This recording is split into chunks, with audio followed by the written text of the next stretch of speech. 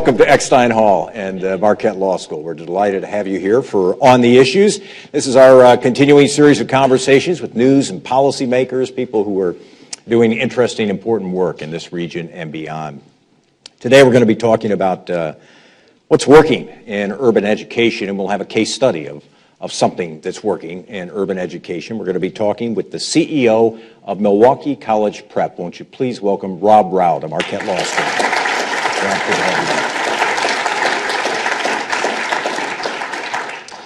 So I thought we'd begin with some numbers and to give those folks in the room who are not as familiar with Milwaukee College Prep a little background on this school, or I should say schools.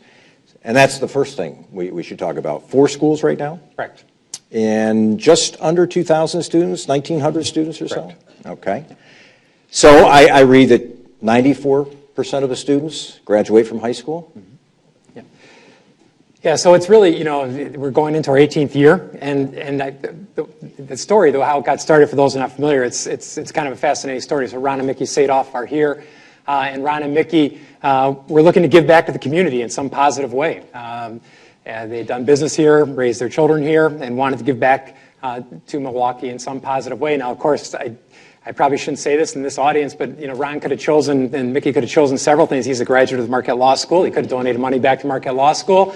He's an amazing artist. He could still do some of that. He's busy, and a lot of different causes around. But he wanted to do something unique and tangible. And they happened to be home one evening and saw a piece on 60 Minutes about Marva Collins and the great work she was doing in Chicago. With a high-performing school in the central city in Chicago, and Ron turned to his wife Mickey and said, "Hey, that's going to be our gift to the city.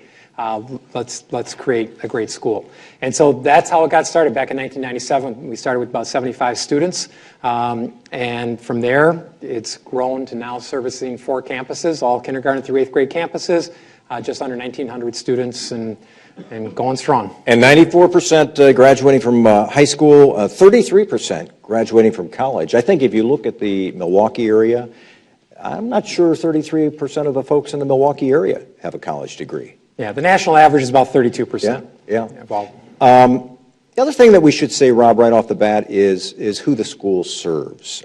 Tell us about the typical student at any one of your 4 campuses. I got several pictures in my mind. Typical students got a huge smile, bright, inquisitive eyes, a red polo on, hopefully tucked in, but typically, we're located right along the North Avenue corridor between 38th Street and 12th Street, and that's the neighborhoods that we serve. And so, the majority of our students are African American.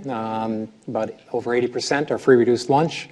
It's a total blind admissions policy, so there's no screening at all. So a fair number of special ed students with IEPs, and once that name gets picked out of the lottery bucket, that's our child. That's part of our family, and we're going to do everything we can to help them be successful. And this really goes to the heart of your mission. I've seen the school, the notion that destiny is determined by your zip code.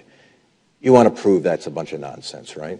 That's pretty much what you're trying to do. Yeah, we are. The demography does not determine destiny is critical. And I think, to put this in context, like 250 years ago, some pretty smart people got together and wrote an essay about the United States and what our inalienable rights were to life, liberty, and the pursuit of happiness. And right now, if you look at the city of Milwaukee, especially the corridor that we serve, when you look at the terms life, liberty, and pursuit of happiness, right now, life expectancy, just infant mortality rates. Right now, 1 out of every 500 births in Japan results in an infant mortality.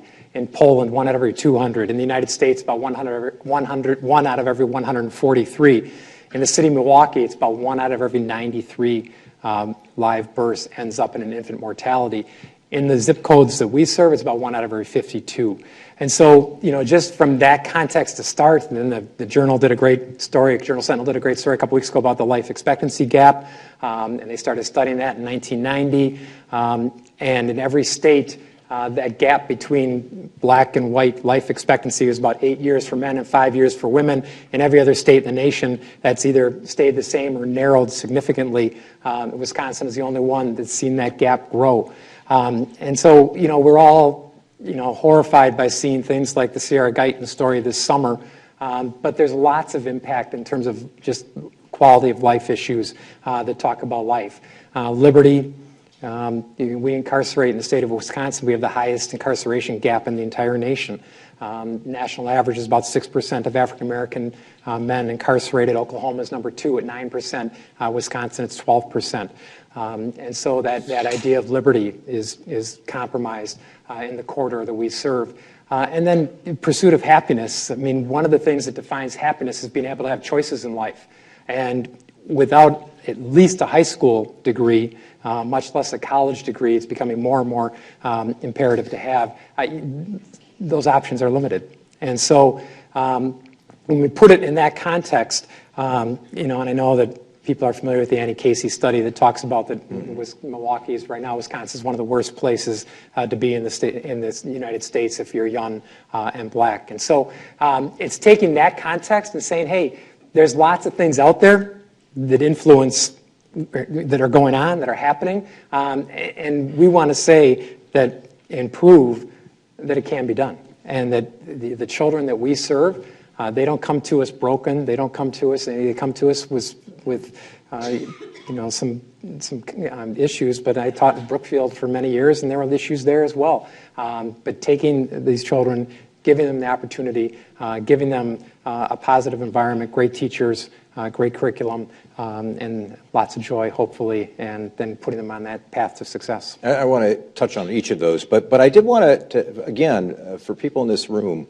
how your kids are doing compared to other kids, for example, in the city of Milwaukee, and how they're doing compared to students around this state. Because I think this is the evidence that kids, doesn't matter where they come from, they can learn. Right.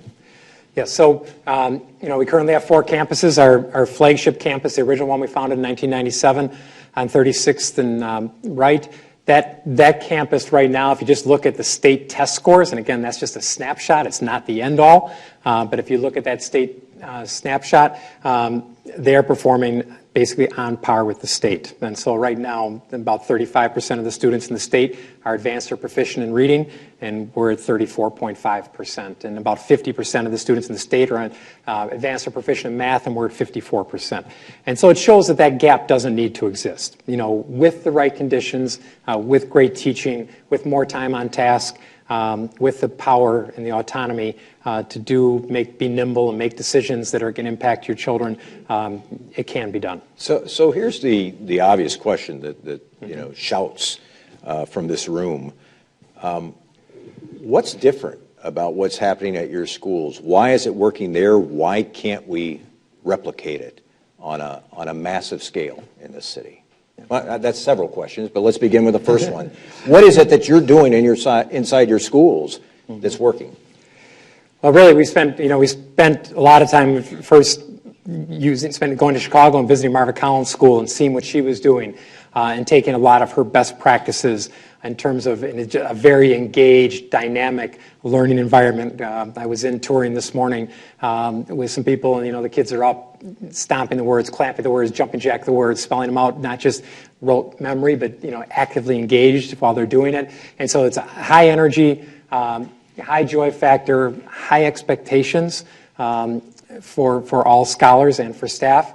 And so that's one thing, is that high expectations, creating a dynamic, positive working environment, that there's a sense of urgency, that this really matters and we need to get this right. You can't, one poor year of school takes at least 2 years to catch up, to make up for one poor year, year with a bad teacher or a bad school experience. It takes 2 great teachers just to make up that time lost.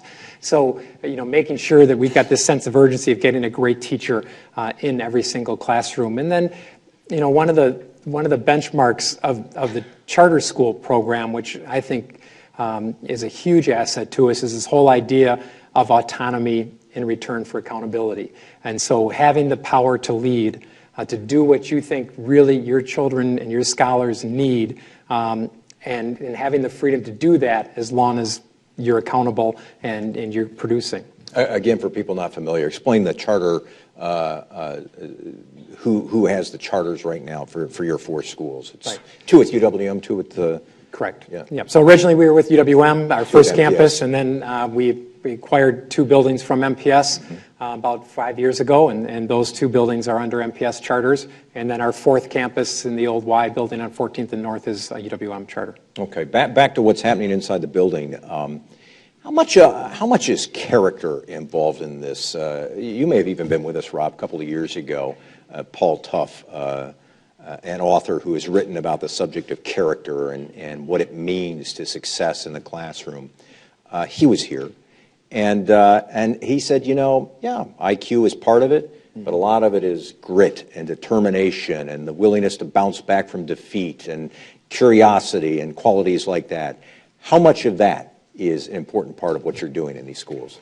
Yeah, I think it's critical. I heard Mike Feinberg speak recently, one of the co-founders of KIPP, and he and Dave Levin are way out in front on this character education thing.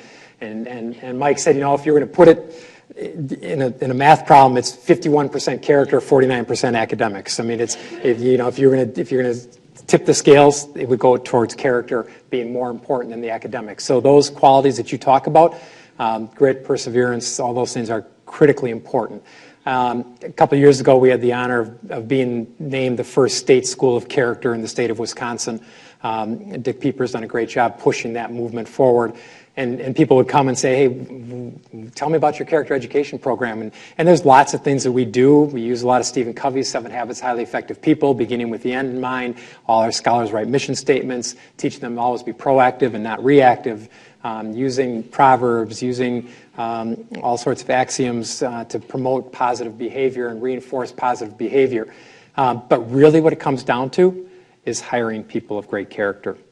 If you have teachers with great character, you're going to have scholars with great character.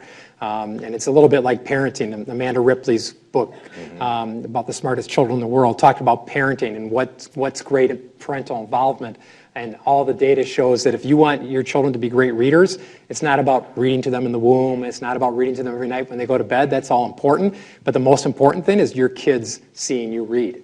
And so it's that example that you set that really determines whether your child's going to be a great reader or not. And it's the same thing with character education. If we've got educators of great character in each and every classroom who are working with students and talking with students, that's it in a nutshell. You've got to have phenomenal teachers, both academically and character. You said a high-quality teacher is the single greatest predictor of academic success. Where do you find your teachers? Christy Cole is here. She's our chief talent operator, so she's the one who does most of the digging these days. But really, there's a couple of sources, and one is our parents.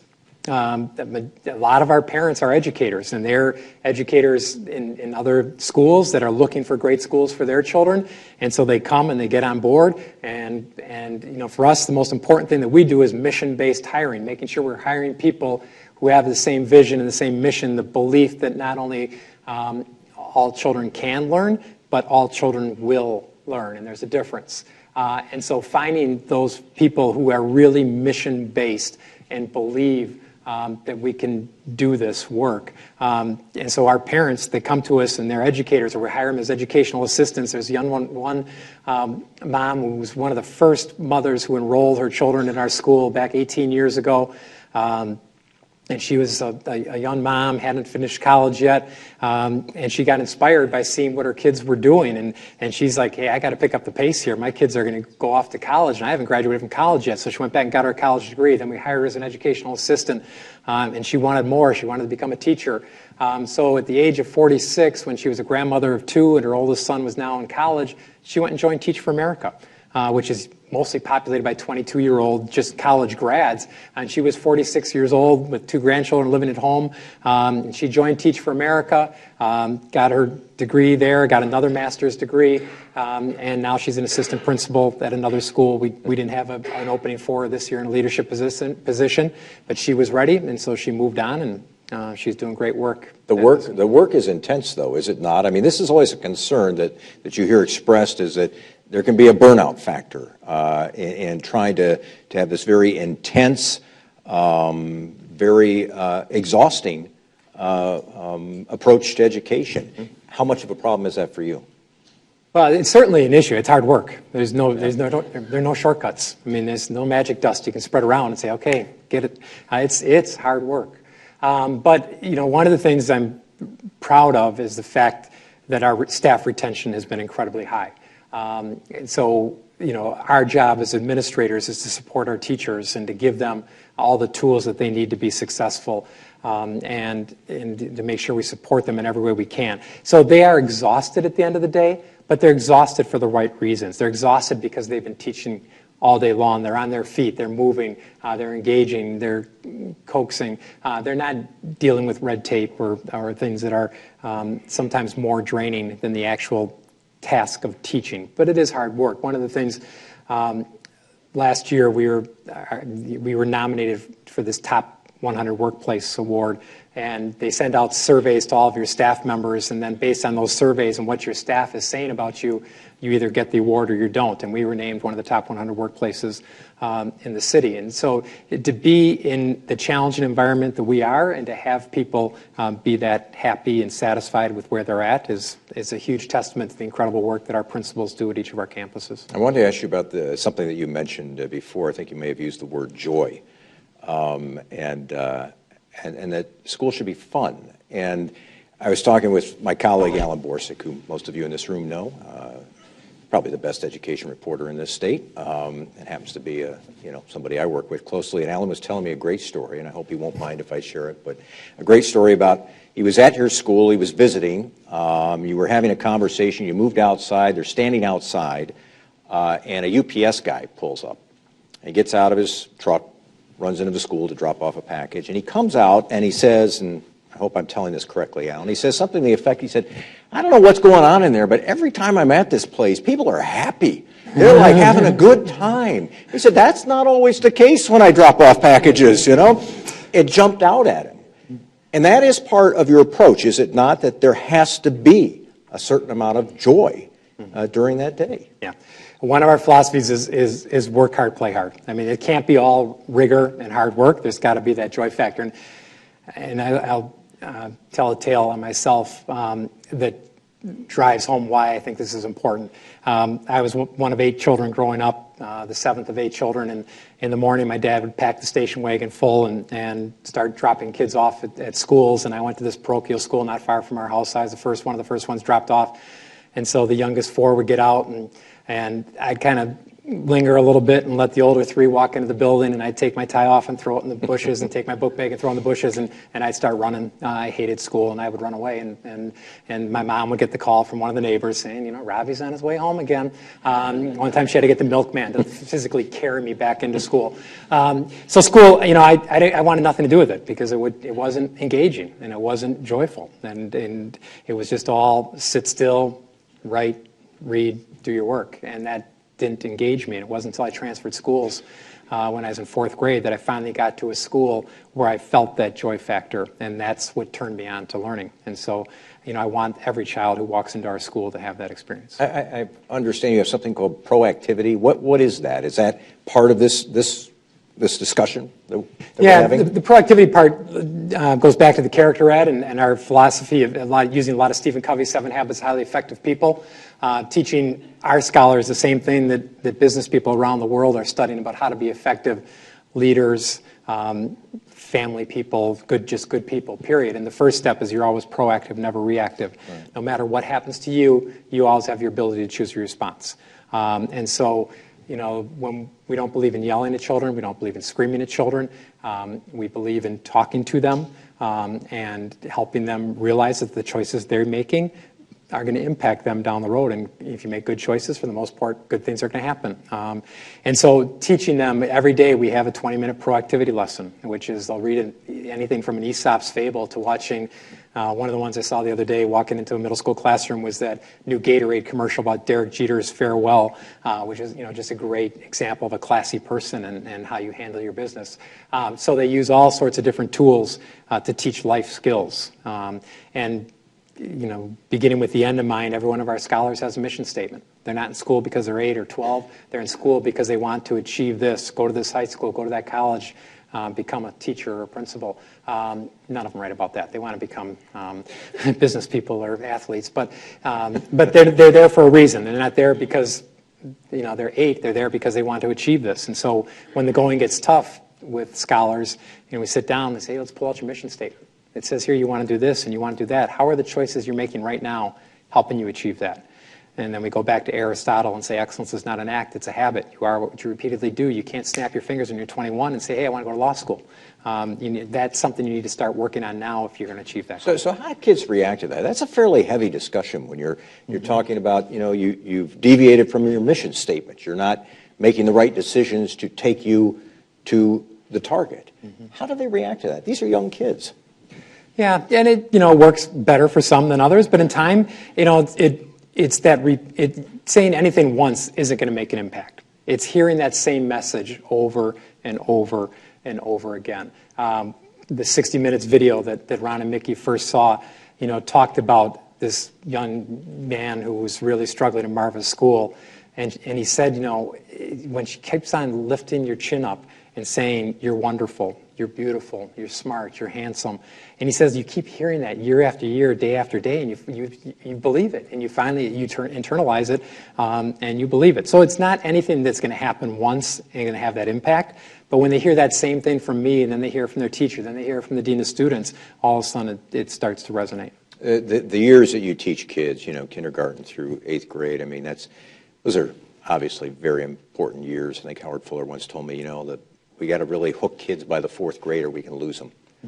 But here's my question. Have you thought about, you continue to grow, have you thought about high schools under the Milwaukee College Prep banner? Is what you're doing at this grade level, could that be transferable to a high school setting? I get asked every day by at least one parent, I'm sure. When's the high school opening up? When's the high school? Yeah. Right now, there's enough good seats out there that we can place students in high-performing schools. And we now have an alumni director who, 2 people in that alumni office go out and visit the students at least once per quarter to make sure they're on track and doing what they need to be doing.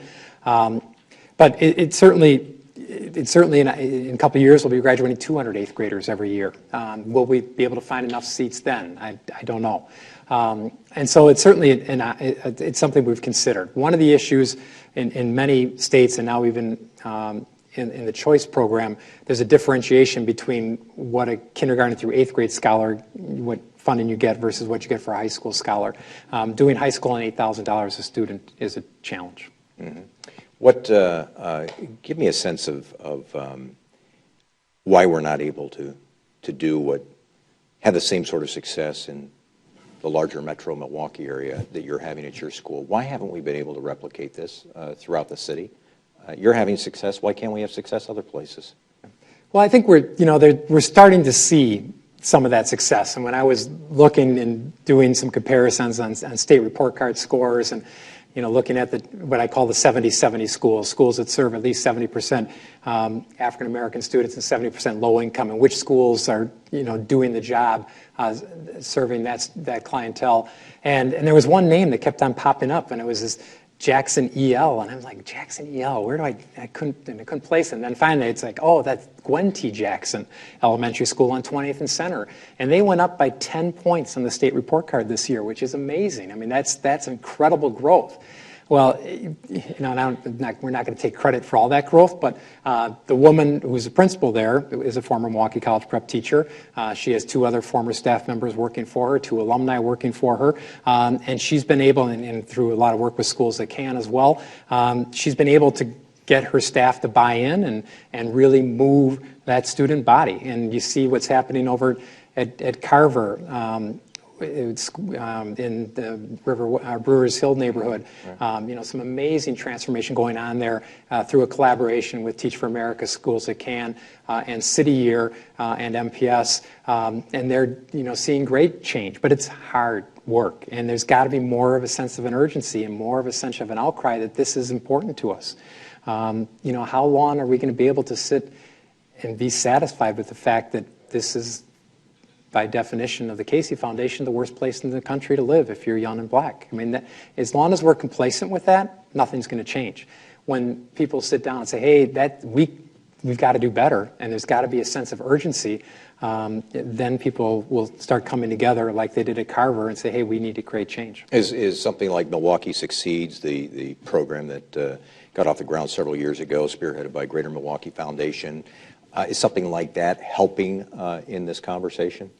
I think so. Anything that gets people engaged is helping, and a lot of their focus is on early childhood interventions, and the Alliance for Families and Children in the City of Milwaukee did a study a few years ago saying for every $1 we invest in quality early childhood education, it saves us $17 down the road because of lack of incarceration rates, lack of dropout rate, the impact that those kind of things have on the community.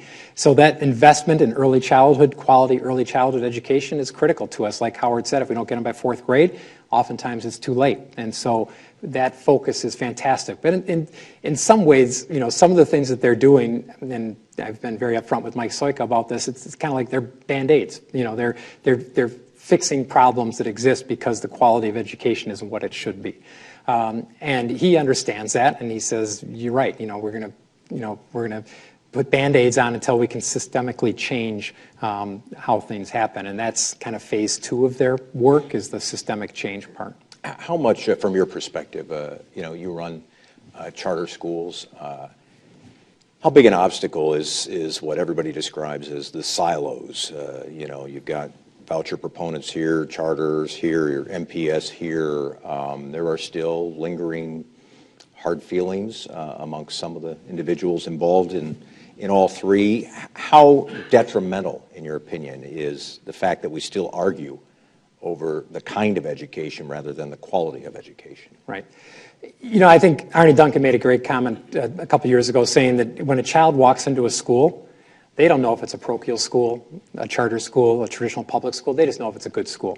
And that's what our focus needs to be on. How do we create great schools? And, at one point, 20 years ago, the thought was if we infuse choice into the mix, that's what's going to drive the change and increase the quality, is just having this new type of school. And then that's kind of the same with the charter movement. And now that those silos are, for the most part, disappearing, at least amongst the people doing the work. And people are just, right now, I don't care what kind of school you are, what kind of school you operate. I just want to know about quality schools. Do you think those attitudes are changing? You see signs they're changing? Yeah, we've had over 1,000 visitors each of the last 2 years at Milwaukee College Prep, from choice, other charters, other schools from outside the state, but also many from Milwaukee Public Schools, and we're there visiting their schools and working hand in hand. And it's just all about creating what's best for children. I said to you upstairs, you've sort of stayed out of the fray, I guess is the way I would put it. Is that just any reasons why you've been able to successfully stay out of the fray? You are a charter school. I mean, there might be some people who say, well, I'm not sure I'm enthusiastic about that as an option as opposed to MPS. Yeah.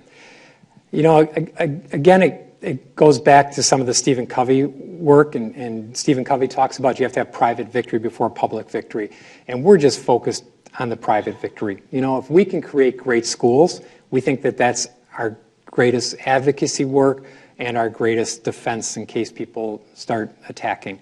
As long as we have quality schools, and our students and their parents are going to stand up for us, and our teachers, we feel like we're somewhat immunized from some of the fray. But politics is important, and obviously advocating for programs that are going to best serve children are critically important. But we really have just focused on, let's just create the best possible schools that we can, and let that do the talking for us. I thought it might be helpful for some people in the audience to know your background, because you've been at this a while. You've been a teacher, you've been a principal. Give us people an idea of how your life path led you to this? Sure. So I ended up at Madison for undergrad, and I chose English as a major. My mom's like, "Oh, that's great, pre-unemployment. Couldn't you pick a more prosperous degree?" But I transferred up there as a junior. It was kind of late, so I graduated with that English degree, and I really had no idea what I was going to do. And I ran into an old grade school friend in a park one day, and we were talking, and he said, "Hey, I joined the Jesuit Volunteer Corps. I'm going out to San Francisco and do a year of service." And I said, "Hey, that sounds cool." And this was June. This program started in August, so I went home, made a few phone calls, and got a couple interviews. And next thing I knew, I was flying out to California to start working at a school in the Los Angeles area, teaching as part of the Jesuit Volunteer Corps.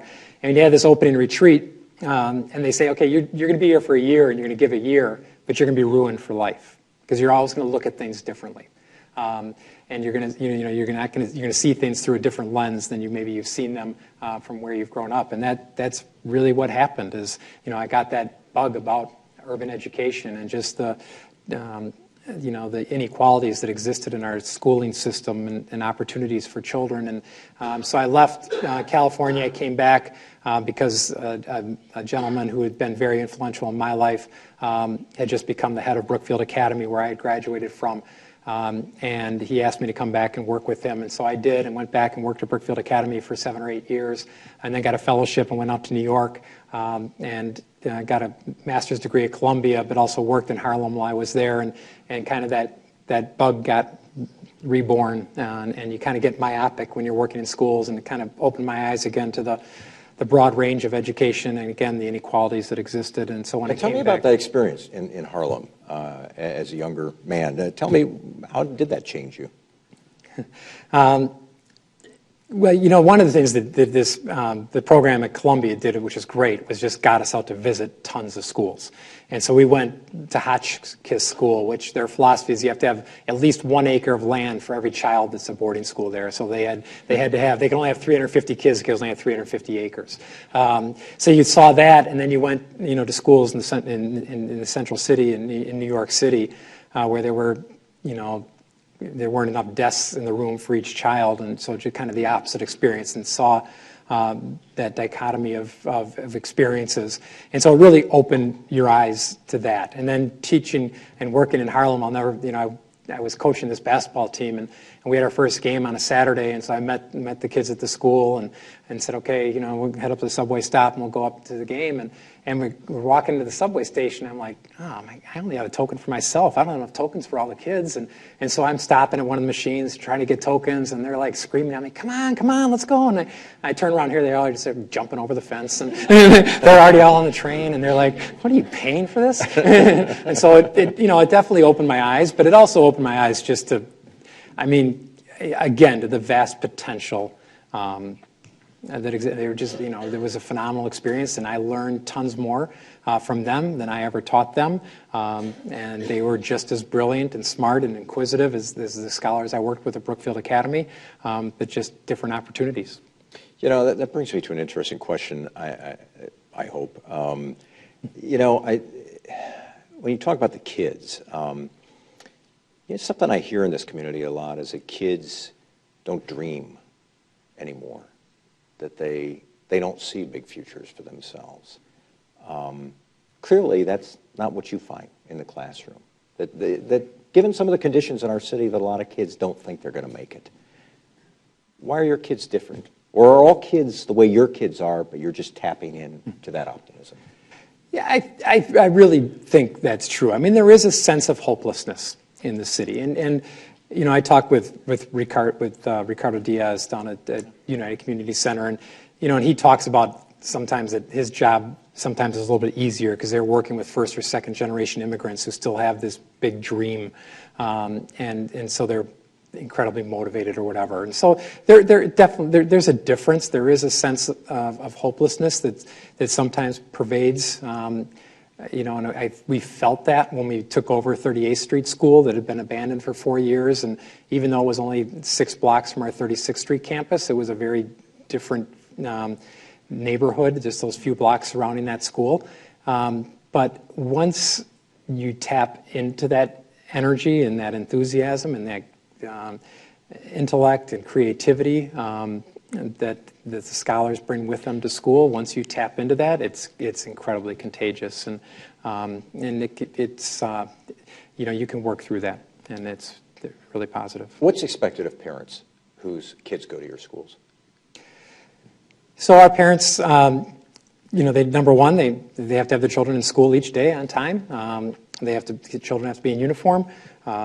Children's, we call it life's work, not homework, because they're preparing for life. That has to be done and signed by the parent. And then just, being responsive and following up if there's questions or concerns, or if teachers call, to have those conversations. But really, the key for us is not about setting this spectrum of this is what we demand of you as parents. It's working with parents, teaming with them to educate their child. And we really, what we talk about with our teachers and our staff is we get to parents through kids. Once we get the children and get them really bought in, usually it pervades to the parent. When the child comes home from school, and if you look at parent surveys nationally, the parents who rate their schools the highest are the ones who love their child's teacher. I mean, that's the determining factor on whether somebody likes a school or not.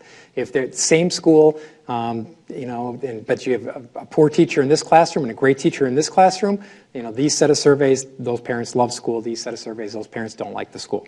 And so it's really, if that child's having a phenomenal experience, a great experience, connecting with their teacher and learning things and coming home and talking with excitement about, this and that and the things they did in school that day, pretty soon, those parents are on board. Give us a short-term future for Milwaukee College Prep. 2 years out, still 4 schools, or will be more schools? Will you have the same charter relationships? Will that change? Give us an idea of what the immediate future looks like, if you can. Well, yeah. If you'd asked me that 5 years ago, we were a standalone school and with 500 students and didn't have ambitious growth plans. But one thing led to another, and the neat thing is the synergy has, you always think about it, if you grow, you're going to reduce quality, the quantity is going to reduce the quality.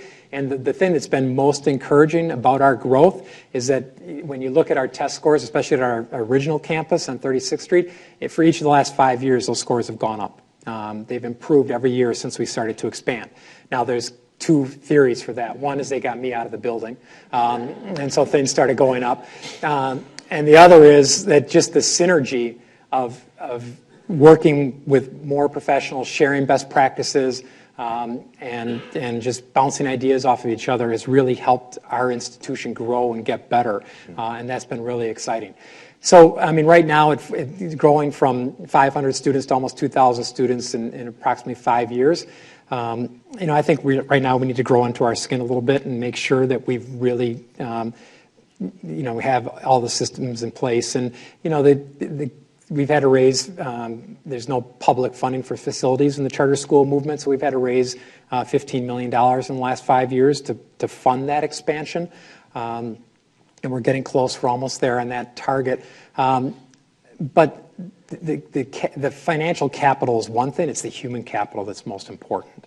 And so being able to find phenomenal teachers, phenomenal leaders, that's what's going to determine how fast we grow and whether we continue to grow. But right now, it's a matter of growing into our skin and exerting our influence by working with others, helping others as best we can. What's the biggest challenge you'll face in the next few years in terms of performance, in terms of existence? What is it? Again, it all comes down to human capital. We've got a phenomenal, chief academic officer right now. We have a great financial officer. We've got a great support team, our operations team. We've got, one of the most important things you do as a leader is you do deficit hiring. Who are people that can complement you? And so if I do this well, I need people who do this well and do this well. Well, I've hired so many people who do all these other things well that I really don't do a whole lot anymore. But it's that human capital. If we can't find that phenomenal 5th grade teacher who's going to be a champion for each one of those 25 students in that classroom, then that's a problem for us. And so that's our biggest challenge, is to continue to find, grow, retain great teachers. All right, let's take some questions from the audience for Robb Rauh. Yes, sir. Before you begin, just a quick tutorial on the use of the microphones in here. You'll see those little bulbs in front of you. Don't put your finger on that. Put it on the rim and hold it down, and then we'll all be able to hear you. So go ahead, please. Robb, you talked about the teachers being your most important resource, most valuable resource. Maybe you could talk a little bit about the process. Once the talent officer identifies and hires the teacher, how do you take that teacher and orient her, mentor her to the mission of Milwaukee College Prep? Correct. Good question, Craig. So that actually begins in the hiring process. So the first step is just like an informal conversation, tour of the school, visit of the school, to make sure that there's a mission fit for them and for us. And we're really blessed to have some organizations in town. I talked about parents being one source, but there's other organizations in town. Teach for America has provided us with some great educators. That's been great, but some other ones you don't hear a lot about. Center for Urban Teaching is an organization up on 26th in Wisconsin. It grew out of Wisconsin Lutheran College, but they work now with undergrads from Marquette, from Madison, from UWM, really training them on what it's like to be an urban teacher, and taking them out to KIPP, New York for their summer school program, and having them teach summer school during the summers. That's a great program. And City Year. We love City Year. We have 12 alumni from City Year who work at Milwaukee College Prep. Now, most of them come in as educational assistants because they're not certified. But if you're not familiar with City Year, it's another organization where you give a year, and they put teams of 8 people in a school, and they focus on the ABCs: attendance, behavior, and curriculum. And they make sure that the kids that they're assigned to are at school. If they're not at school, they're calling them, finding out why they're not there. They work on behavior, and they work on tutoring in small groups. So those organizations, making sure we get mission-based people, is where it starts. Once we hire them, then we start with a full week of new staff, just new staff training, people who are new to Milwaukee College Prep, getting them used to the culture, the lingo, how we do things. And this year we had a large crowd with the 4th campus coming on board. And it's to move that many people in a week to the buy-in is a challenge. But we had some opportunity for some feedback on Friday, and some of the staff who got up and gave some testimony was incredibly powerful. And so that buy-in came about through that week. And that week, again, when I talk about our team of people, that week was run by our dean of students, by our academic deans, by our 4 principals, and they did an amazing job bringing those people on board. So that's where it starts, and then from there, it's really they get into their grade level teams, and they share with their grade level partners or people on their departmental team, and then the weekly meetings with their academic dean. Let me take other questions. Raise your hand. Yes. Can you touch on technology in education? Yeah. So when you walk into our classrooms, you won't see. I don't even know what you call them anymore. The whiteboards, what are you calling it? Smart boards. Thank you. That's so smart. So we don't have a lot of smart boards. We do have 7 or 8 computers in each classroom, kindergarten through 6th grade. And when we get into reading groups and math groups, they'll split into groups, and one will be with the teacher, one will be a teacher assistant, and then 8 kids will be on the computers. And so it helps reduce class size for one-on-one type of instruction, which is critical. And with the new Smarter Balanced Assessment coming about for the state of Wisconsin, that's a 9-hour test on the computer. And so keyboarding skills are going to be critical. It's not so much, sometimes it's going to be not just what you know, but how well you're able to keyboard it in to the system. And so, we've had to step up our efforts on keyboarding and having students, do a lot of presentations, prezzies, things like that, being able to do the research and present that information positively. So, IT is important. It's a tool, but it really comes down to the teacher. And just like the smartphones, the evolution, how much they've changed, what the technology that our scholars are going to be using 5-10 years from now is not going to look like what they're using now. And so to get them totally proficient on this machine, I'm not sure how good use of time that is. Yes. Robb, you talked a little bit about the sort of challenges in terms of the finances at the high school level. But can you talk about that at the middle school and elementary level, just the challenges in terms of discrepancy between charters and district schools? Sure. So, you can call Wisconsin the gap state, and we got all these gaps where we lead the nation in this gap and that gap. And one of the other gaps is the gap between what public financing for public schools and public financing for charter schools. We have one of the largest gaps in the nation in terms of that percent difference. And so, we right now get about $8,000 per child from the state, and then we get federal money on top of that for school, for lunches, for Title I, for special ed, and so that's $800 to $1,000 more.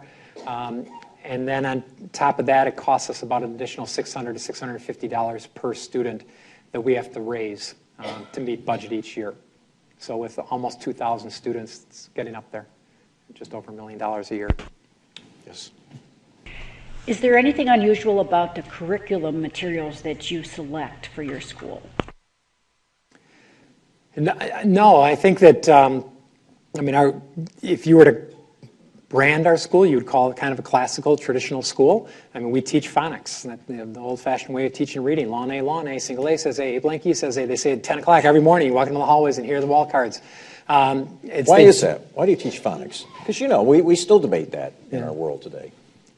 Because it works. I mean, we just believe that it's the best way to do it. And we've just seen our scholars have taken off, and they've done well with it. And so, we're kind of traditional in many ways.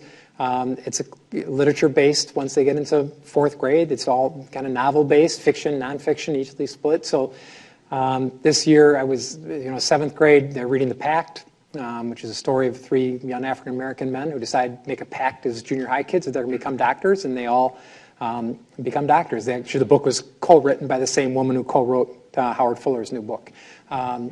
And so, they'll read that, and then they read Shakespeare, and then they read the Odyssey, and then they go back and read, Maya Angelou. So it's very diverse. Interesting. Vicki? You taught me to sweat the small stuff. Can you explain that with regard to education? Yeah. So, we took that Don't Sweat the Small Stuff book and posted that around the school when it came out and put a big X over it. We believe in sweating the small stuff. And that's in terms of discipline, belts on, shirts tucked in, having the homework sheet signed each night by the parents, because those are habits that are going to help them be successful. And if you sweat the small stuff, you're not going to have to worry about the big stuff. There's a book that was written a long time ago when Lamar Alexander was running for president, and he happened to stop by Urban Day School when I was principal there, and so there was a picture of me in the book, and so I bought the book. But as I was reading it, it's the only book I've bought in a while. No, I'm just kidding. There's about this sheriff in South Carolina moving into this town that had this huge crime issue, and so he sat down with his force and he said, "Hey, we're going to sweat the small stuff. Every person who's speeding, we're going to stop them. Everyone who rolls through a stop sign, we're going to stop them. Everyone who breaks curfew, we're going to stop them." And in doing that, number one, they were stopping people and able to talk to them. But also, people knew that if they're going to be that vigilant on the small stuff, they're going to be vigilant on the big stuff, and the crime rate reduced dramatically in that city in the course of his tenure. And so it's that same mentality of sweating the small stuff. If we focus on that, then they know they're not going to be. If they can't get away with this, they know they can't get away with that. But it's also good habits. It's just life skills that are important for them to have. If a child isn't a good fit for your school, what happens? If you find a child who's just really struggling with the rules and is struggling with conforming to the behavior expectations, what happens? Well, usually you're patient enough, long enough, they'll, for the most part, they'll buy in. I mean, not everybody, but most of them. We don't believe in expelling children or kicking them out. Again, once we pick that name out of the hat, that's our child. And so, we're going to do whatever it takes to help that child be successful. And then some of the patience and the strategies that our staff have used have been incredible, and eventually a lot of those turn around. But there are students that it's, they decide they want something else, and that's their parents' choice. Sure. Other questions? I go back here, gentleman in the white shirt. Can you hang on one second? We're going to bring a microphone over for you. Can you identify some of those strategies that you've used to help students buy into especially the character piece at your schools? Sure. A couple of you may have heard this story before, but I'll tell the story of we had a young man who transferred into our Lloyd Street campus a few years ago. And Lloyd Street was originally the Academy of Learning and Leadership on 15th and Center. It was a charter school. Great premise, great idea, but it just didn't translate into progress. And they actually were the lowest performing school in the entire state of Wisconsin. They were shut down by their authorizer.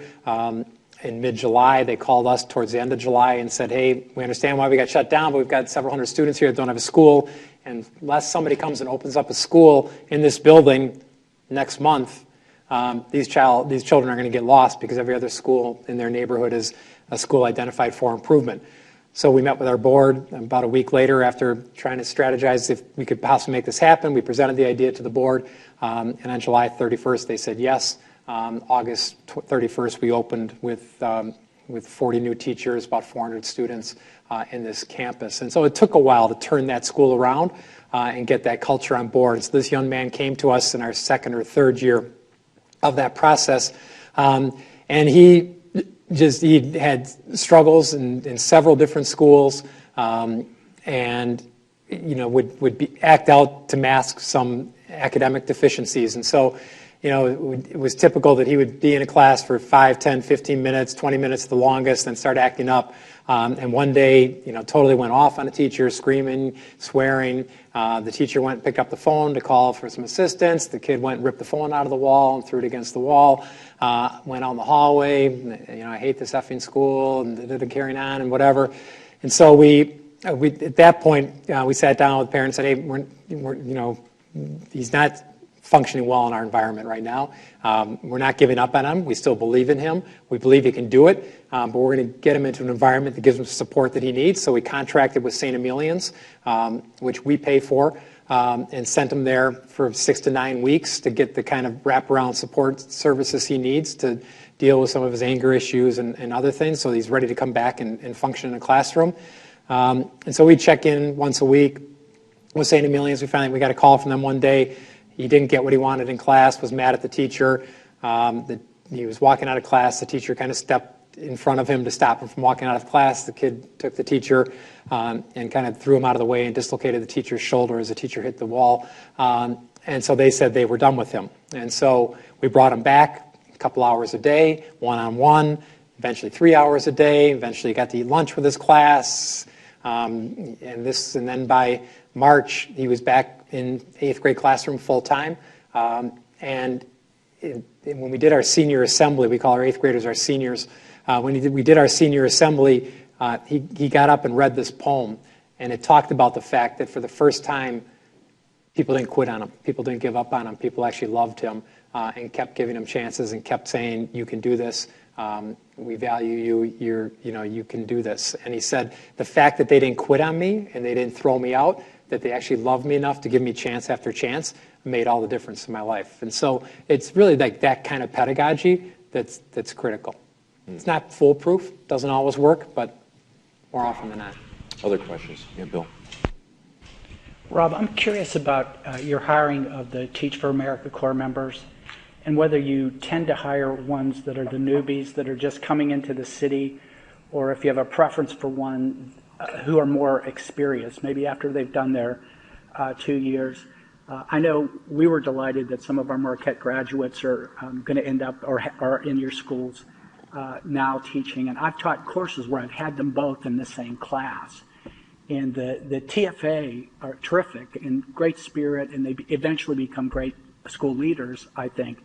But they struggle at the beginning. So I was wondering how that affected your hiring decisions. Right. Yeah, so early on especially, we would much prefer the veterans. People have already done their TFA experience, so we used to spend a lot of time on the TFA alumni website looking for people who were from Wisconsin, from Milwaukee, who have gone off and did TFA somewhere else, and we had several of them that came back to Milwaukee when they moved back home and would come work for us, and that was fantastic. But we've hired some newbies, and it takes a lot of support and training. But we have one young lady who actually graduated from Milwaukee College Prep and went off to Mesmer High School, then went to school down in Atlanta, college down in Atlanta, graduated, joined TFA, and now is back teaching in our classrooms, which is really cool. And so, when you hire a rookie teacher, whether it's out of the Center for Urban Teaching or out of TFA, that they're rookies, and there's blessings and curses to that, and you've got to give them more support than a veteran teacher. Maybe time for one final question. Yes, sir. I've had a little familiarity with schools somewhat like yours that have been somewhat successful, or programs to help schools like that, and they often seem to have programs in the afternoon or evenings to help the students and the parents, or that period of time during summer. My wife for over 30 years was a guidance counselor and used to almost cry sometimes seeing kids go home and know that 3 months period was going to be in there. Do you have programs either for the evening or after school or for the summer? Right. So our school is basically open from 6:30 in the morning until 6 o'clock at night. And the beauty of that is it's mostly our educational assistants who staff the before and after school. So it's the same students. Some will start early in the morning, some will stay later at night that the children see during the day, and they have a relationship with the parent, so they can help get the homework done. There's nothing worse than picking up 2 or 3 children from extension at 5:30 at night than to have to go home and cook dinner and do homework and all that kind of stuff. So that's been really an important asset for many of our families. The summer programming, the last few years we've been so busy expanding, we haven't had the capacity to do anything during the summer. That's one of the attractiveness. One of the things that was very attractive about this latest acquisition, which is in the old North Side Y, and the Y is still operating there, but to be able to partner with them, so we can provide academic services for 3 hours a day, and then have them offer camp the rest of the day, because nobody wants a half-a-day program during the summer. They all want full day, and that's difficult to do. So we're really excited about that possibility. I am going to wrap things up there. We're going to give Robb an appropriate thank you in a moment. I did want to mention something for those of you who attend our events on a regular basis. We have a busy week next week. If you find time, we would love to have you as a guest for any of the 3 events that will occur next week. On Monday, we'll be talking about the public's right to know. This is a spin-off of the Milwaukee Film Festival. One of our guests will be Ben Weisner. He is with the ACLU. He is an attorney for Edward Snowden. He will be here on Monday. On Tuesday, Mark Murphy, the president of the Green Bay Packers, will be with us here at the law school. And then on Wednesday, we'll be releasing the latest results of the Marquette Law School poll. So you're welcome. I think the Mark Murphy event is completely sold out. Not surprising. It is the Packers, after all. Mm-hmm. Although maybe 1 and 2, I don't know. It could be a couple empty seats opening up. But we hope that you can join us for that. Having said that, I want to thank everybody in the room for their time, their attention, their interest, and a special thanks to our guest today, Rauh from Milwaukee College Prep. Robb, thank you.